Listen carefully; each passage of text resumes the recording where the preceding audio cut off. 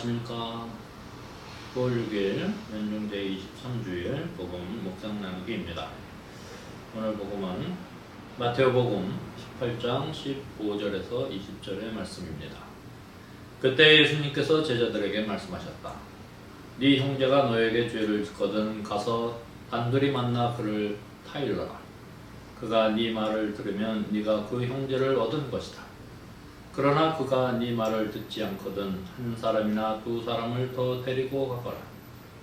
모든 일을 둘이나 세 증인의 말로 확정지어야 하기 때문이다. 그가 그들의 말을 들으려고 하지 않거든 교회에 알려라. 교회의 말도 들으려고 하지 않거든 그를 다른 민족 사람이나 세리처럼 여겨라. 내가 진실로 너희에게 말한다.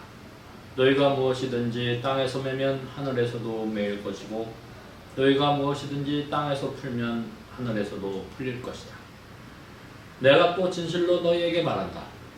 너희 가운데 두 사람이 이 땅에서 마음을 모아 무엇이든 청하면 하늘에 계신 내 아버지께서 이루어 주실 것이다. 두 사람이나 세 사람이라도 내 이름으로 모인 곳에는 나도 함께 있기 때문이다. 주님의 말씀입니다. 네, 오늘 복음은 짧지만 한 세 가지의 이야기거리가 있습니다. 첫 번째는 형제가 죄를 지었을 때입니다. 근데 이 죄도 그냥 죄가 아니라 너에게 죄를 짓거든 이런 표현을 씁니다. 그런 것이니까 일단은 인간관계의 문제죠. 인간관계를 잘 풀어내기 위한 방법을 아주 구체적으로 설명을 해주고 계십니다. 첫 번째는 일단 단둘이 만나서 그를 타일러라. 그죠? 우리 보통 인간관계 안에서도 그렇습니다. 사실은 누군가가 나에게 뭔가 잘못을 저질렀을 때는 일단 가서 얘기를 하는 거죠. 솔직하게 왜 그런 일을 했느냐 나한테.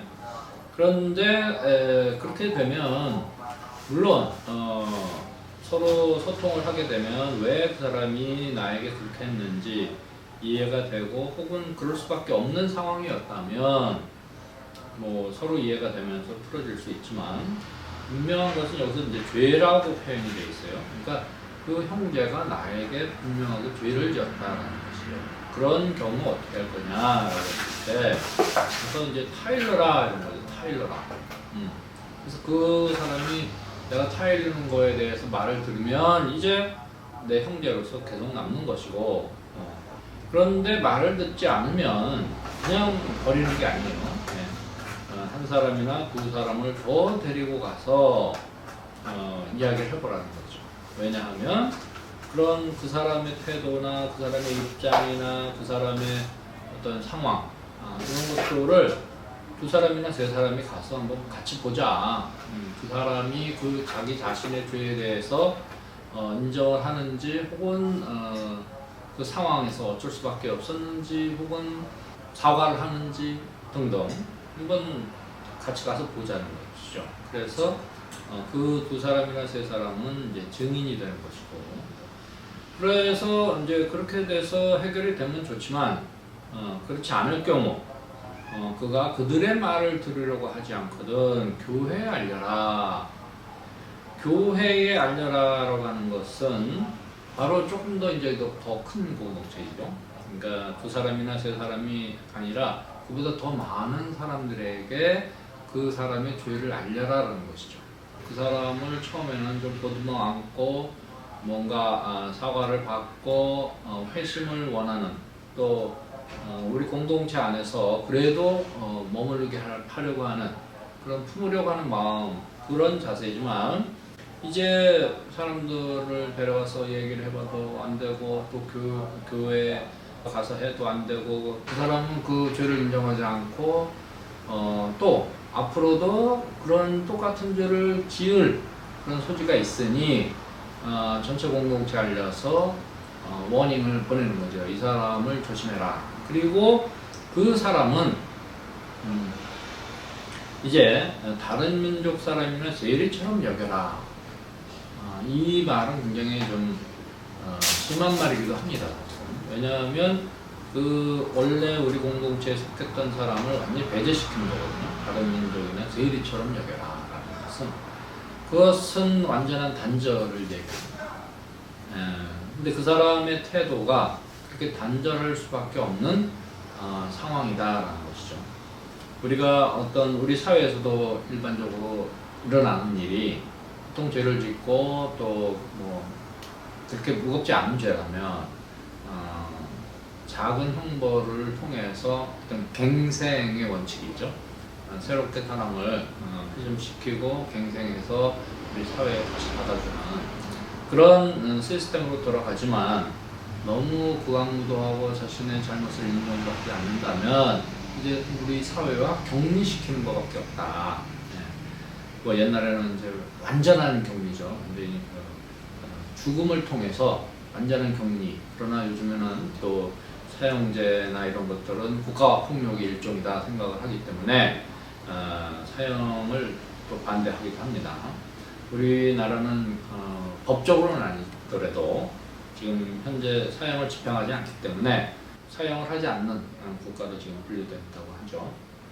자, 어찌됐든 어떤 형제가 나에게 잘못했을 때에 어떻게 그 사람을 회심시키고 우리 공동체에 그대로 남아있게 할 것인가, 어떻게 다시 그 사람을 포용할 것인가에 대한 이 프로세스를 예수께서 얘기를 하시는 거고, 그러나 정 끝까지 말을 듣지 않고 사과하지 않고, 또 그렇다면 우리 이 공동체, 우리 사회에 함께 있을 수 없다라는 것을 굉장히 단호하게 말씀을 하고 계십니다. 자, 두 번째는 너희가 무엇이든지 땅에서 매면 하늘에서도 매일 것이고, 너희가 무엇이든지 땅에서 풀면 하늘에서도 풀릴 것이다. 자, 이 말씀은 우리 마음 안의 움직임에 대한 주제 같아요. 예를 들어서 누군가가 나에게 잘못했다.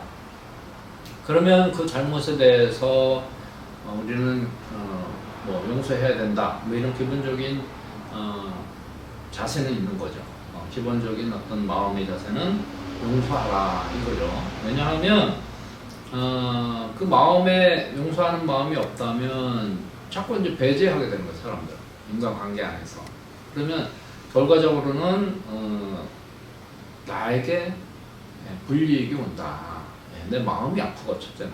또 인간관계가 잘 형성이 되지 않기 때문에 우리 함께 살아야 되는 공동체성을 가진 존재로서 공동체에서 내가 배제가 됩니다. 내가 많은 사람들을 용서하지 못하면 내가 스스로 모든 일을 배제하게 된다. 그러니까 내가 왕따 당하는 게 아니라 내가 모두를 왕따시킬 때 결과적으로 내가 왕따 되는 것이다. 뭐 이렇게 생각할 수 있는 거죠.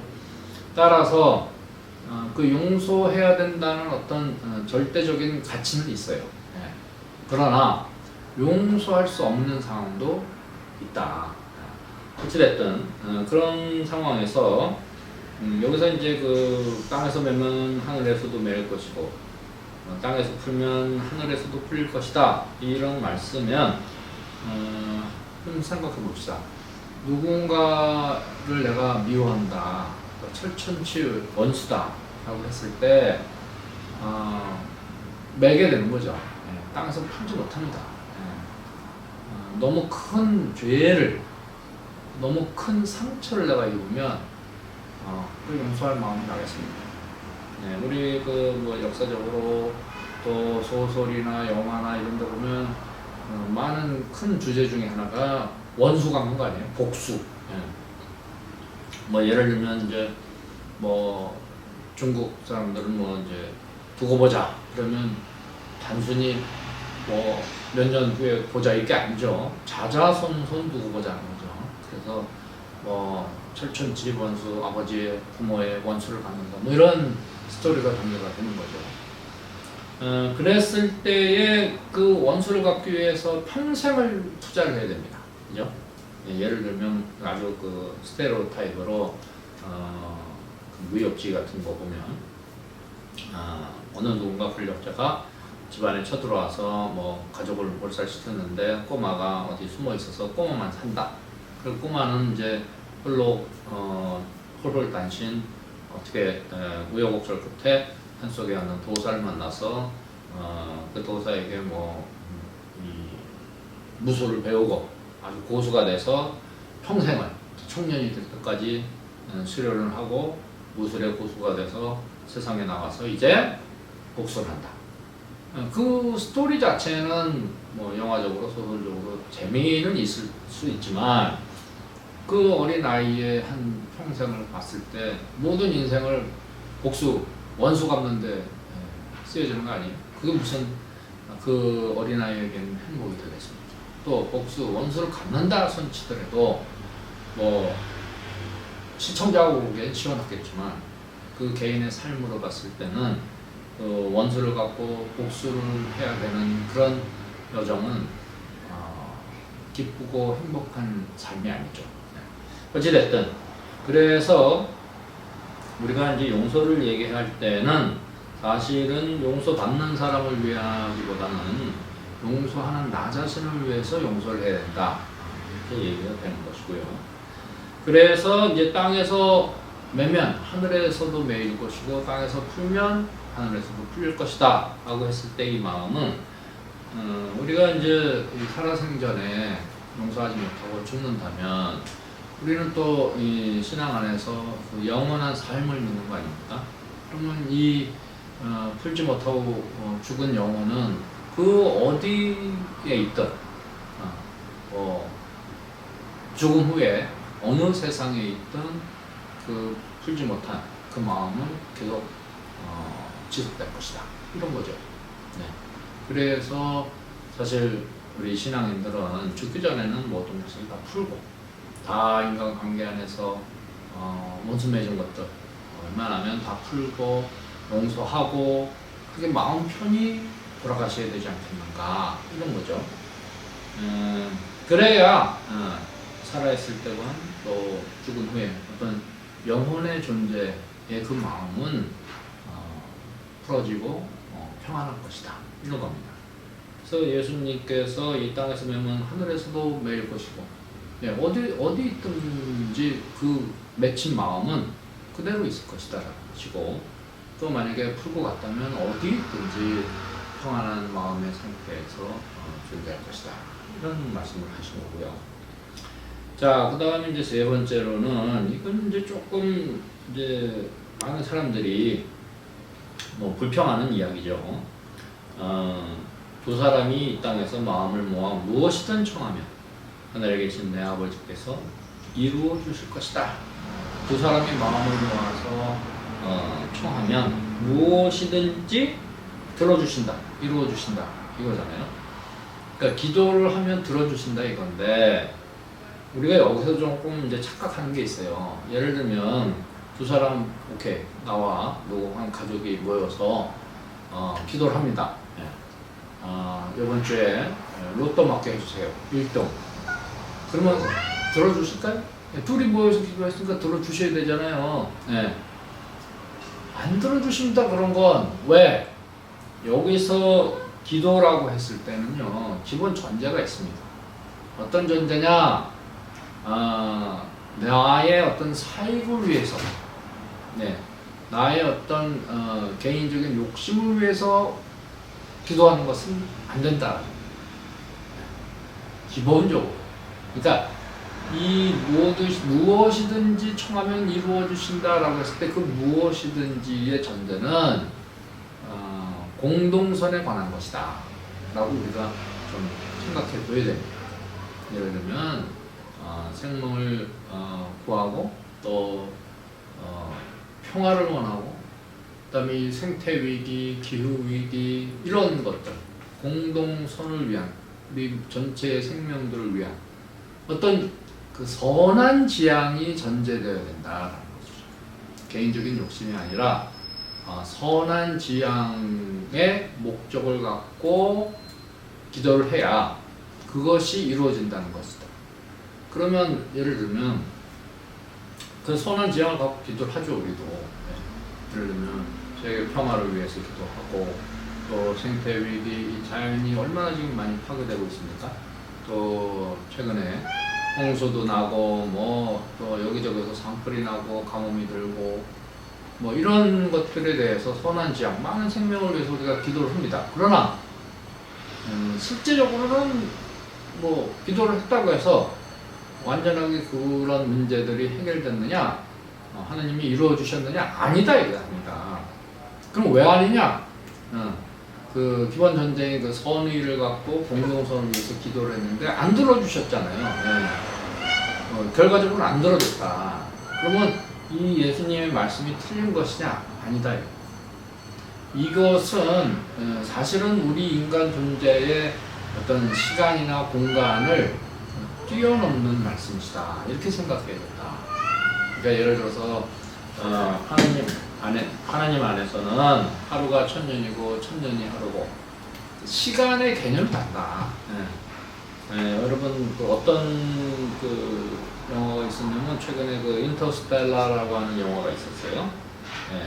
이 얘기에 보면 뭐 옛날 우리 뭐 사냥꾼이 산에 갔는데 잠깐 졸다 왔더니 졸다가 이제 마을로 다시 내려갔더니 시간이 엄청 지나서 이 사람은 잠깐 졸았는데 마을에서는 수십 년이 지나서 자녀들이 막 이제 할아버지가 되고 이런 얘기 있잖아요.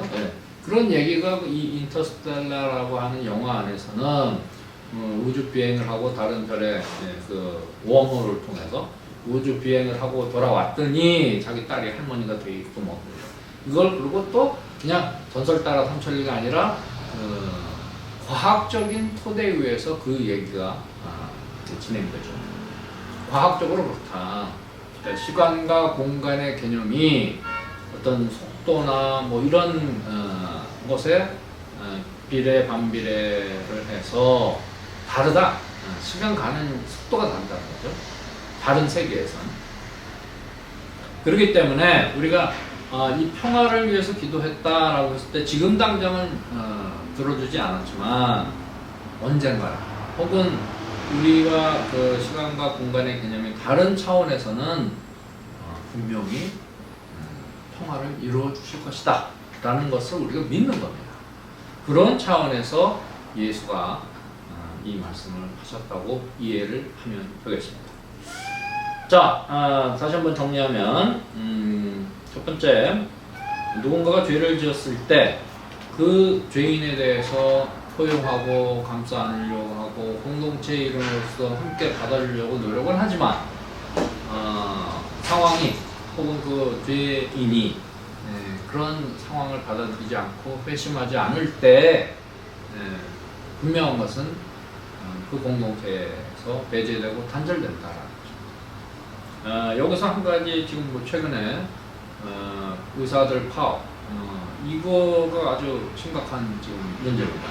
코로나가 재확산되고 이런 상황에서 많은 의료인들이 필요한 상황에서 어떤 집단 이기주의로 자신들의 이익을 위해서 환자들은 나몰라 하고 진료 거부를 한다는 거 그거 자체가 벌써 많은 국민들로부터 지금 지지를 받지 못하고 있죠. 그러나 정부는 그들과 협상을 하고 원점부터 다시 시작한다라는 그런 이야기를 하면서 모두 안 하려고 했어요. 그래서 의협과 합의를 했는데 그 합의마저도 지금 그 전공의 협회는 또 반대를 하고 무시를 한다. 이랬을 경우에 점점 더 이 국민의 생명을 가지고 자꾸 이런 자신들의 이익을 위해 딜을 한다면 그 뜻이 아무리 좋다 하더라도 국민의 지지를 받지 못할 것입니다. 그러면 이 예수님이 오늘 말씀하신 것처럼 이방인처럼 배제를 받게 된다. 그래서 이거는 참 위험한 상황까지 가면 안 된다라는 것입니다. 분명한 것은 다른 민족이나 이방인처럼 배제받는 그런 상황이 오면 되겠죠. 지금 몇몇 그런 전공의들 고집스럽게 자신들의 이익만을 위해서 이렇게 진료거부를 한다면 배제될 수밖에 없다. 스스로 공동체를 왕따시키면서 스스로 고립되는 그런 결과를 자초할 것이다 라는 겁니다. 자, 두 번째, 땅에서 매면 하늘에서도 매일 것이고 땅에서 풀면 하늘에서도 풀 것이다.